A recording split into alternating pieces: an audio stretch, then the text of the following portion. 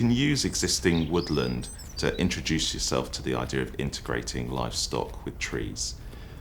40% of the country's woodlands are currently unmanaged, and by integrating livestock into those can be a really great way of getting some of these woodlands back into management.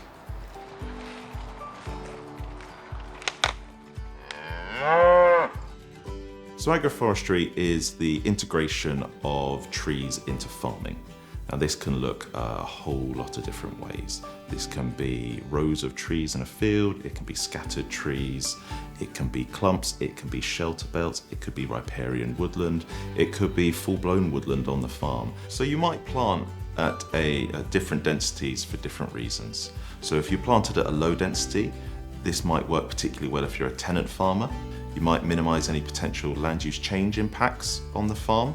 Higher density systems might work better for farmers who are more comfortable integrating trees onto the farm, but also who have certain objectives that they want to achieve. The good thing about the low density planting is that I don't see it having any production impact on what we're doing with this kind of land. It is permanent pasture, certainly where we are at the minute. We think we could increase our tree cover significantly without impacting on our production at all.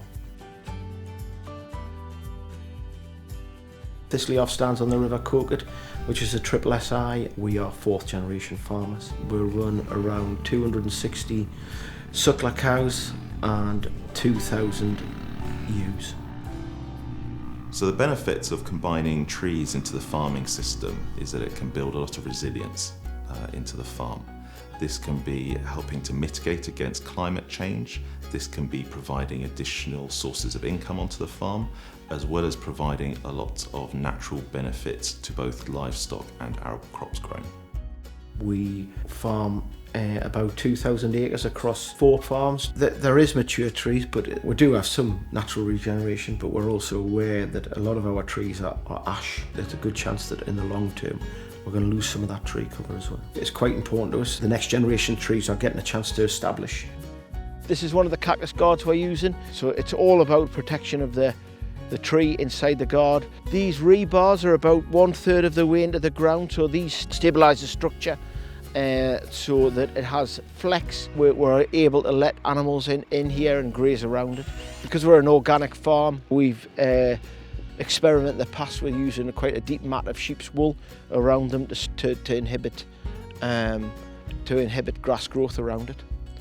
Cactus guards are very easy to assemble, and being able to actually expand the whole system quickly and cheaply. There's no reason why we can't use them again and again, possibly. The problem we had with wooden tree guards in pastures is that they're just an ideal scratching post for animals, so they just start impacting them, and there's a degree of maintenance involved with them, whereas we're hoping there's not going to be a huge amount of maintenance involved with the cactus guards.